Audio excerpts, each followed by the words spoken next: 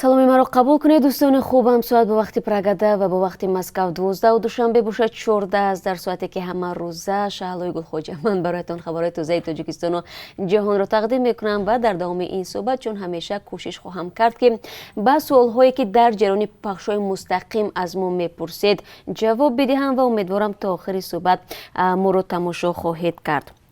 шурӯъ мекунам аз масъалаи рафтуомади ҳавоӣ ки моҳҳои ахир ба яке аз мушкилоти умдаи муҳоҷирони тоҷик табдил шудааст. бинобар гаронии нархи билетҳои чартерии Somon Air шаҳрвандони Тоҷикистон тавассути кишварҳои ҳамсоя мисли Ӯзбекистон ва Қирғизистон аз Русия ба Тоҷикистон меоянд ки нархи билеташ ба маротиб арзонтар аст ва тақрибан то 20 000 рубли русиро ташкил медиҳад, дар ҳоле ки билетҳои ширкати тоҷикии Somon Air беш аз 40 000 аст.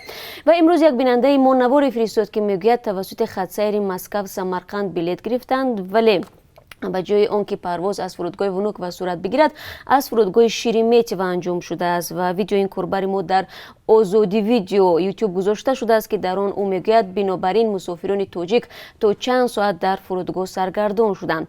аз ин хотир бинандагони азиз, қабл аз харидории билет фурудгоҳҳоро низ дақиқ кунед то сарсон нашавед.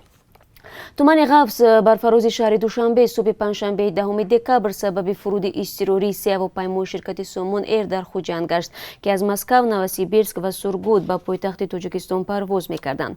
гуфта мешавад ки бархе аз ин ҳавопаймоҳо баъд аз чанд бор талош барои фуруд омадан маҷбур шуданд ба самти Хуҷанд ҳаракат кунанд ва ҳоло муваққатан дар фурудгоҳи он шаҳр қарор доранд.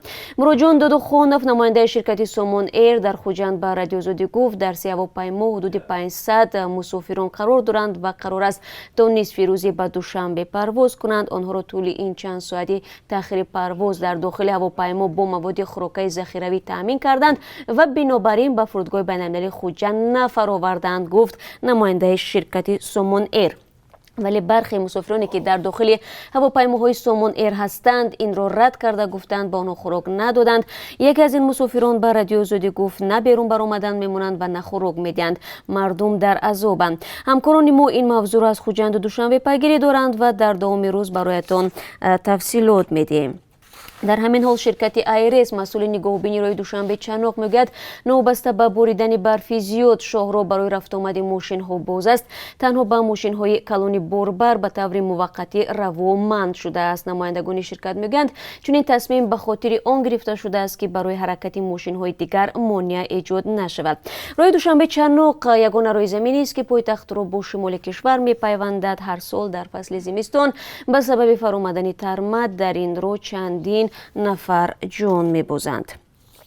тибқи ваъдаи ширкати барқи тоҷик аз имрӯз дар саросари кишвар барқ бемаҳдудият дода мешавад ва ҳамон гуна ки пурсишҳои мо нишон доданд дар аксарияти минтақаҳои Тоҷикистон сокинон мегӯянд ки барқкушӣ ба мушоҳида нарасидааст. ба ҳар ҳол мо мунтазири шаҳрҳои шумо ҳастем ки шумо бигӯед ки оё дар ноҳияву шаҳрҳои шумо имрӯз барқкушӣ буд ё не. ба гуфтаи мақомот имрӯз дар Тоҷикистон таҳти раҳбарии Вазорати корҳои дохилӣ истоди ягонаи ҷумҳуриявӣ ба хотири ошкор кардани ҳолатҳои барқдуздӣ ва истифодаи сарфакоронаи нирӯи барқ аз ҷониби аҳолӣ ба фаъолият мепардозад. ташкили ситоат бар асоси дастури ҳукумат дирӯз дар як ҷаласаи ниҳодҳои дахлдор сурат гирифтааст. дар ин ҷаласа намояндагони Вазорати корҳои дохилӣ, Кумитаи амнияти миллӣ, Прокуратураи генералӣ, Оҷонсии мубориза бо коррупсия, Вазорати энергетика ва ширкати барқи тоҷик иштирок доштанд. хабаргузориҳои қирғизӣ менависанд ки намояндагони хадамоти марзбонии Тоҷикистону Қирғизистон дар вилояти Ботканд вохӯрда фаъолияти яксолаи худро натиҷа гирӣ карданд. дар ин мулоқот дар мавриди кам шудани танишҳои марзӣ зикр шудааст.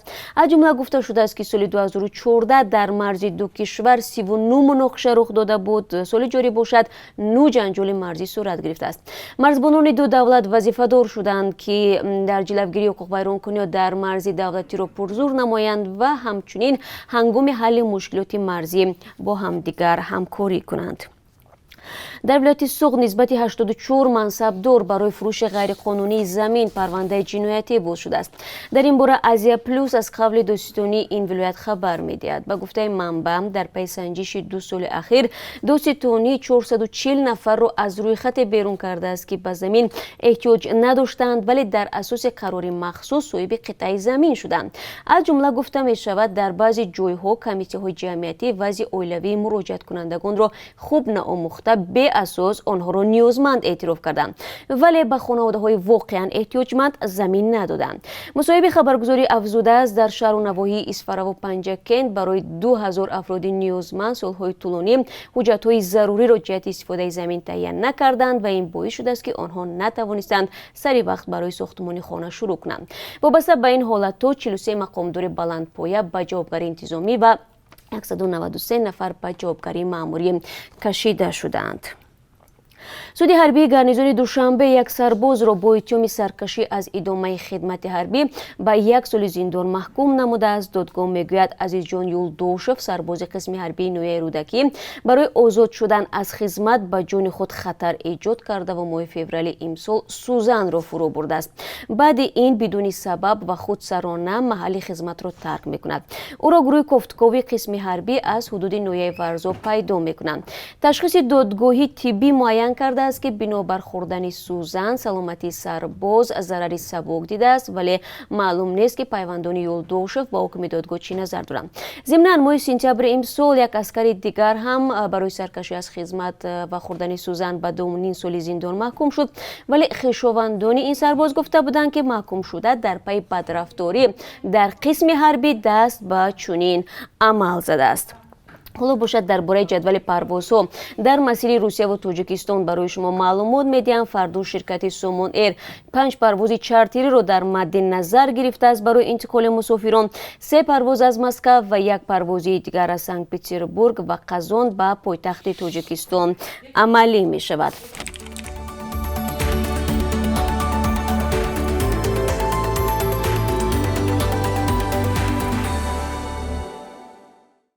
раҳбари доистони нақлиёти Қазоқистон мегӯяд, аз оғози пандемияи COVID-19 беш аз 200 шаҳрванди Тоҷикистон борои фиреб ба ин кишвар ворид шуданд.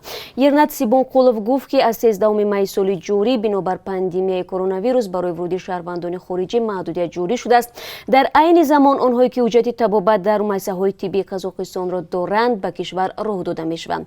Сибонқулов мегӯяд, дар ин муддати муқарраршуда 232 зодагони Тоҷикистон бо ҳуҷҷатҳои дурӯғини табобатӣ ба Қазоқистон ворид шуданд. вобаста ба додани ҳуҷҷатҳои қалбакии тиббӣ ва ташкили муҳоҷирати ғайриқонунӣ тафтишот шурӯъ шудааст. дар шаҳри Ваҳдат як сокини 48 соларо бо иттиҳоми ташкили мадрасаи ғайриқонунӣ дастгир карданд. вазорати корҳои дохилӣ бо пахши як гузориш мегӯяд, ки Абдуалим Ашуров, зодаи ҷамоати Семиганҷ, тақрибан ним сол ба ин тараф ба таълимоти ғайриқонунии динӣ ба кӯдакону наврасон машғул будааст. манбаъ меафзояд, таълимот дар вазъи ногувору бади санитарӣ аз ҷониби нафаре роҳандозӣ шудааст, ки худ дониши мукаммали динӣ надорад. вазорат меафзояд, гумонбар барои дарсҳояш аз 300 то 1000 сомонӣ ҳақ мегирифтааст.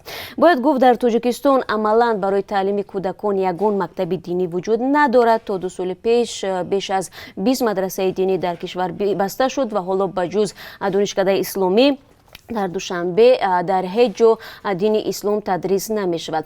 масъулони кумитаи дин мегӯянд, бар асоси қонун наврасони тоҷикро танҳо волидони онҳо метавонанд таълими ибтидоии динӣ бидиҳанд, аммо таҳлилгарон ва сокинон мегӯянд, на ҳама волидон аз таълими кофии динӣ бархурдоранд, то фарзандонашонро биомӯзонанд. дар чунин вазъ, ба гуфтаи коршиносон, ҷомеа ба таълими пинҳонии динӣ рӯй меорад, ки назораташ душвор мешавад. дар воқеъ дирӯз кумитаи дини Тоҷикистон вобаста ба дигарбора шомил шудани Тоҷикистон ба рӯйхати сиёҳи давлатҳои саркӯбгари озодиҳои динӣ вокуниш кард. кумита гуфт, департаменти давлати Амрико асоси воқеъ надошта хабараш сарчашмаи онро матбуоти ғайррасмӣ ташкил медиҳад. кумитаи дину оини Тоҷикистон мегӯяд, ҷумҳурии Тоҷикистон дар солҳои соҳиб истиқлолии худ ба як силсила дастовардҳо дар соҳаи дин ноил гардидааст, ки нодида гирифтани ин дастовардҳо ва шомил кардани کشور ما بر روی خط دولت‌هایی که در آنها آزادی‌های دینی و مذهبی کاملا نقض می‌شوند کمال بی‌انصافی است. کمیته دین از وزارت خارجه آمریکا دعوت کرده است که برای آموختن وضع واقعی در رابطه با رعایت آزادی‌های دینی یک هیئت خود را به تاجیکستان بفرستند. ضمناً وابسته به سوال‌های زیادی شما درباره آن که کی مسجدها در تاجیکستان برای نمازگزاران باز می شود باید گفت که هنوز تصمیم در این زمینه نیست. عبادتگاه‌ها در کشور از بهار امسال بنابر پاندمی فعال نیستند و اگر خبری در این زمینه شد ما حتما برای شما میرسانیم. و وزارت مهنت تاجیکستان برای افراد جویای شغل زیر نشانی کار نقطه تیجه سامانه مخصوص را تشکیل کرده است. فعلا در این وبسایت بیش از 5000 جای خالی کار در 1039 کارخانه و تشکیلات کشور برای داوطلبان پیشنهاد شده است. کارجویان می توانند توسط این سامانه خود را به قید گرفته جای کار پیدا کنند. بجز از کارگران صاحب تخصص همچنین برای مردکاران نیز در این سامانه مشغولیت پیشنهاد گردیده است. کارفرمایان طلبات سن و هم معاش را در سامانه ذکر کردند. این سامانه در حال به فعالیت آغاز میکنند که در دوره پاندمی آنهایی که از مهاجرت از روسیه به تاجیکستان برگشتند میگویند در وطن برای خود جای کاری مناسب پیدا کرده نمیتوانند.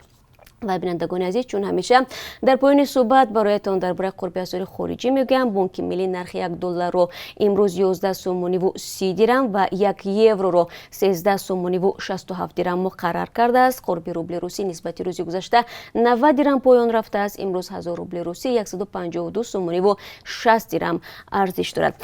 با سپاس از یکایک شما برای همراهی. این چند خبر تازه بود که من برای شما گفتم. خبرهای بیشتر از این رو 3 ساعت پس در برنامه خبری منتظر باشید. خود را احتیاط کنید و برای کار میخواهم.